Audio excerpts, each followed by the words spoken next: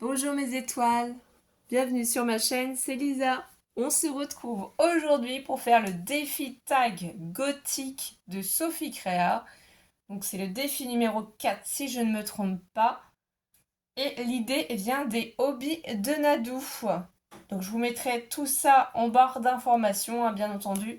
Les chaînes des copinettes et je suis trop contente de participer à ce défi. Alors c'est sympa parce qu'en fait on se rend compte qu'on a toutes des idées et des visions différentes, un petit peu du gothique et on va tous quand même dans le même thème, mais ça reste quand même différent. Et ça c'est super chouette. Franchement je me suis éclatée à le faire.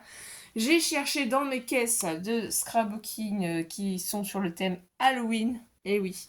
Donc moi, ce que je vais utiliser, vous le savez, j'ai énormément de produits de chez Action. Donc là, il y a Alice qui est présente aujourd'hui. Hein. Tu dis bonjour? Voilà.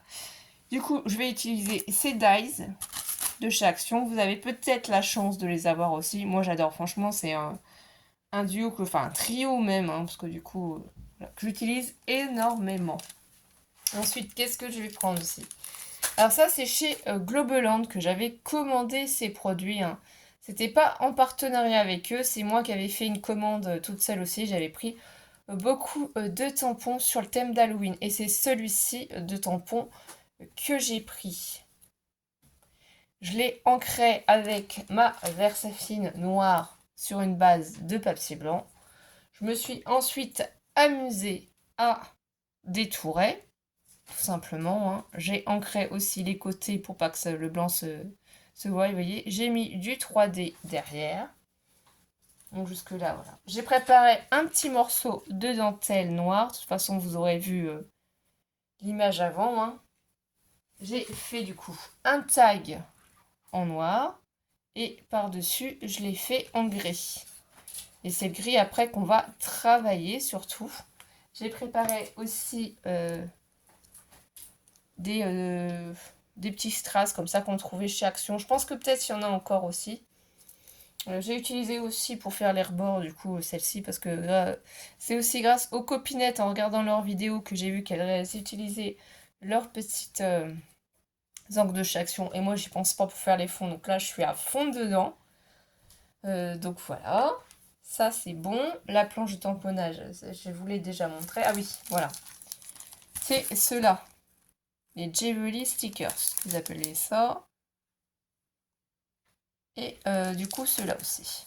Parce que je vais prendre une rose rouge. Je me suis dit que ça allait être sympa, ça allait être dans le thème. Donc ça, on en a souvent. Qu'est-ce qu'on a besoin aussi autre? Alors moi, je vais décaler tout ça pour vous refaire voir si vous n'avez pas vu. En fait, j'ai ma Big Shot A4 de chez Sizzix, forcément. Donc, excusez-moi, elle est usée de chez usée, même la poignée ne tient plus. D'ailleurs, je sais même pas comment faire pour retrouver une autre poignée, il faudra que je voie. Donc, je l'utilise énormément. Celle-ci, c'est juste pour faire mes dies. Voilà. Elle est grande. Et sinon, celle que j'utilise aussi, uniquement pour faire le gaufrage, c'est celle de chez Action. Donc, c'est une des premières qu'ils ont sorties, que j'avais acheté, Love de Craft, qui fonctionne très très bien. Elle ne se replie pas, mais je la pose en fait sur mon buffet de salle à manger, parce que pour l'instant je scrape toujours dans la salle à manger. Et oui, j'ai toujours pas fini de ranger mes 3 cartons de scrapbooking, et j'ai toujours pas rangé mon tout petit bureau qu'il y a dans ma chambre. On verra ça après. Donc ça c'est une ancienne plaque d'embossage de chez Action. C'est celle-ci que je vais utiliser. Donc tout simplement je fais le sandwich à respecter avec la Love de Craft, donc la base. Ensuite, ici vous voyez les plaques sont numérotées, les deux baies ensemble pour faire la plaque de gaufrage. Donc je prends ici la plaque. Vous voyez, il y a des petites découpes qui s'en vont parce que je l'ai testé avant, j'ai réalisé un tag avant. Ici, vous pouvez placer comme vous le souhaitez dessus. Là, il y a peut-être celle-ci qui va partir après. Voilà. Je vais essayer de mettre autour de la fleur, de bien le mettre. Je vais l'installer dans mes plaques. Je le mets un petit peu de biais pour éviter que la pression soit en même temps aux deux endroits, que ça force trop sur la plaque. Et après, vous moulinez. Hein. Franchement, tout se fait très très bien. Si vous avez peur, vous pouvez faire un deuxième passage. Voilà, là c'est parce que je suis pas pile poil devant puisque je vous fais voir en vidéo. Donc pour un deuxième passage, vous repassez de l'autre côté, vous voyez. Le papier gris, c'est un papier des blocs de chez Action. Alors lequel, je sais plus. Et le noir aussi. Donc là, je peux la retirer. Je récupère mon sandwich à la place de l'embossage. Ça, je vais mettre ça sur le côté. Et voilà ce que ça va donner. Donc là, on peut récupérer le petit cercle. Ça fait une découpe. Et en fait, le petit cercle, moi, je vais le recoller. Là, ici, la petite fleur comme ça aussi. Soit on la remet ou on la remet pas. Bon, ça n'a pas vraiment d'importance parce que vu ce que je vais faire, ça va pas vraiment se voir. Mais on peut quand même les mettre sur le côté. On ne sait jamais si Alice en a besoin. Donc là, le petit cercle. Et voilà ce que ça donne. Ça a super bien embossé. Donc pour faire ressortir tout ça, puisque c'est quand même censé être gothique. Donc c'est quand même censé être noir. Eh bien, qu'est-ce qu'on peut faire? On peut prendre du coup la numéro 17 de chez Action.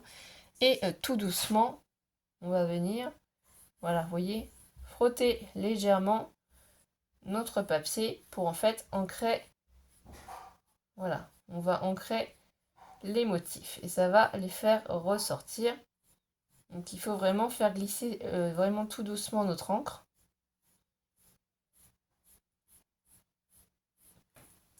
C'est pour ça aussi que j'avais pris la Versafine au début, parce que ma Versafine, elle est plus foncée et elle ancre un peu mieux, mais bon, on peut vous faire voir aussi avec celui-ci, c'est pas grave. Faut prendre son temps de toute façon. On glisse, c'est surtout ça, on ancre. Parce que j'ose pas trop appuyer non plus, je veux vraiment... Mais si on appuie un peu plus, vous voyez déjà, ça prononce un peu plus le noir. Ça fait vraiment ressortir bien les détails. C'est du gothique après, hein. Donc on peut peut-être changer un petit peu aussi la manière de tenir notre pâte d'encre pour vraiment plus ancrer sur notre papier. Voilà. Vraiment plus noir, plus... vraiment très... Enfin, c'est comme ça que moi je le vois. Hein. Une fois que je vous le dis, on est toutes différentes. Ensuite, après, bah, soit vous prenez directement votre pâte d'encre et vous ancrez. Hein. C'est ceux de chez Action, donc c'est pas grave. Ça fera le temps que ça fera. Mais ça fonctionne bien quand même, je suis bien contente.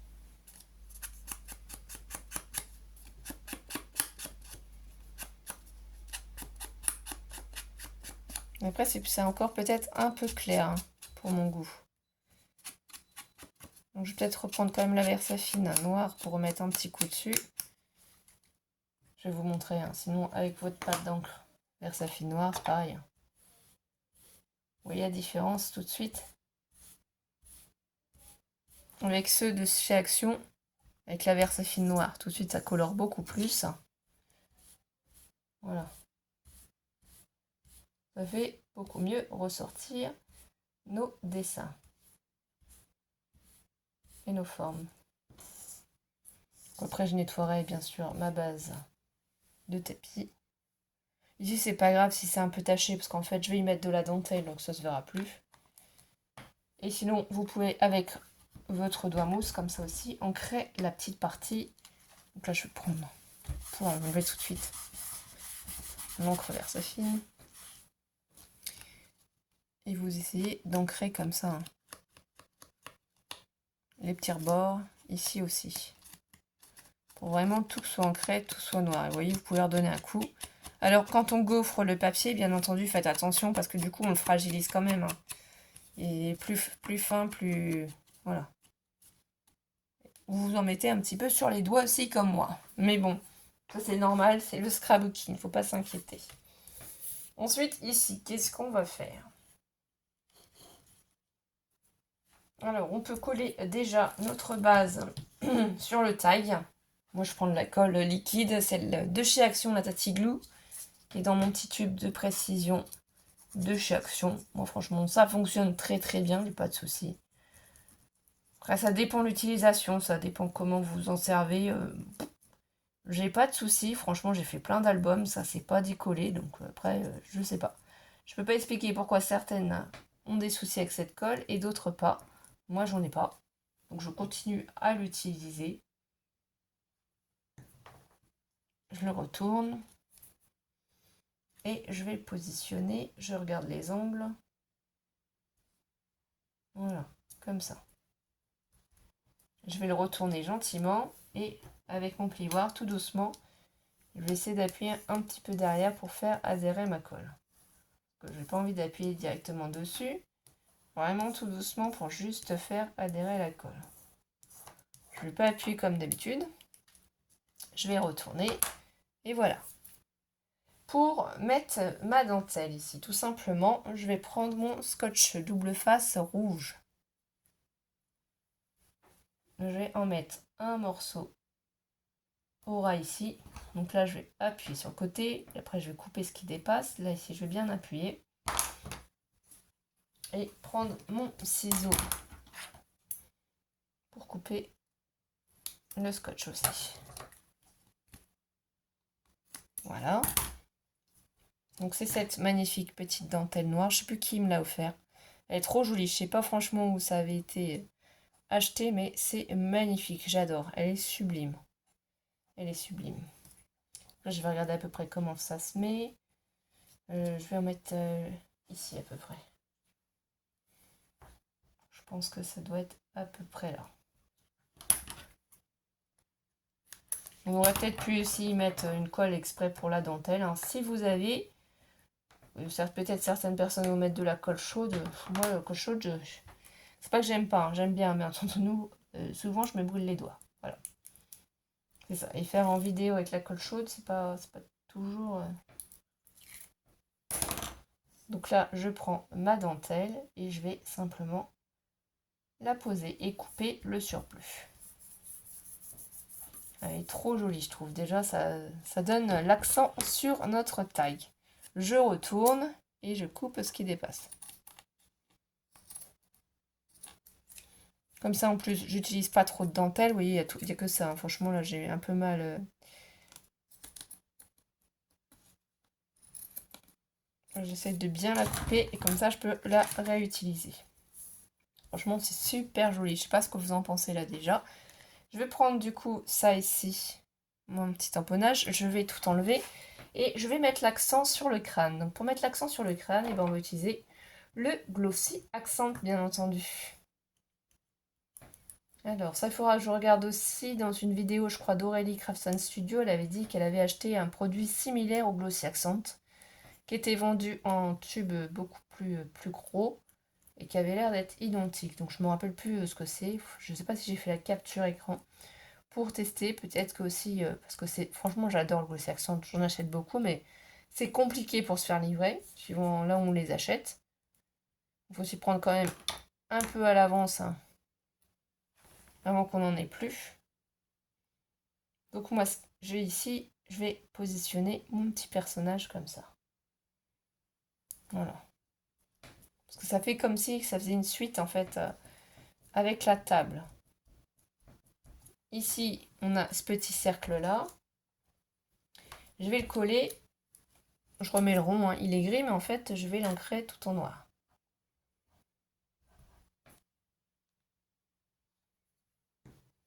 J'attrape le petit cercle. Je le repositionne convenablement. Donc là, je peux y mettre un petit coup de plioir. Juste pour être sûr que ça adhère bien. Je prends mon doigt mousse, voilà, et je vais bien ancrer ici. Comme si ça faisait un miroir, mais tout noir, tout sombre, un tableau. Voilà. Ici, on mettra quelque chose d'autre, si vous avez vu de toute façon. Je prends mon Glossy Accent.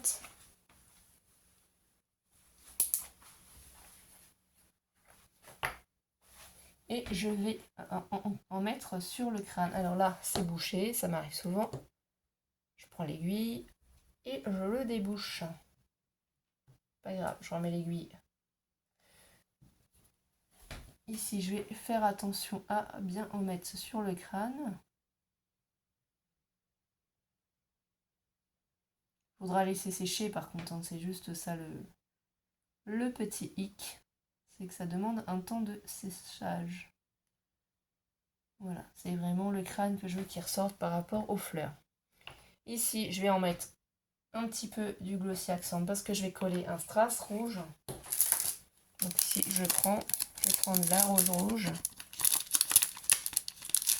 Moi, j'ai décidé que c'était une rose rouge que je voulais mettre. Pour être sûr que ça ne s'enlève pas. Et je la place au milieu. Ça porte une petite touche de couleur. Que d'après ce que j'ai vu, on met une petite touche de couleur de rouge, hein, vraiment toute petite. C'est pas... Je suis pas experte hein, dans le domaine, donc je fais comme je le ressens. Les petites traces noires qui sont en bande, moi je les recoupe. J'enlève les surplus de colle qu'il y a sur les côtés. Donc là, ça va m'en faire déjà 2 de près. Et il m'en faut 2 autres. Donc là, un en plus et un en plus. Ces deux-là, on les laisse de côté. Ici, on va couper. Voilà. Et on va récupérer les petits strass. Je vais en mettre ici, au niveau des fleurs, où ça fait des petits trous. Regardez. Je vais pas trop pencher parce que... Ah, le crâne, il y a un petit morceau là où il n'y a pas de... J'ai pas vu. Voilà. Je l'avais pas mis. Apparemment assez. Donc, je vais mettre des petites perles ici, ici, ici et ici. Je mets d'abord mon petit Glossy Accent. Une petite goutte, une petite goutte. Je vais coller les deux du haut. Donc là,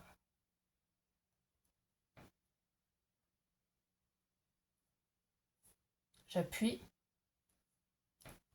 je décale, je prends la deuxième, j'essaye de la placer comme la première.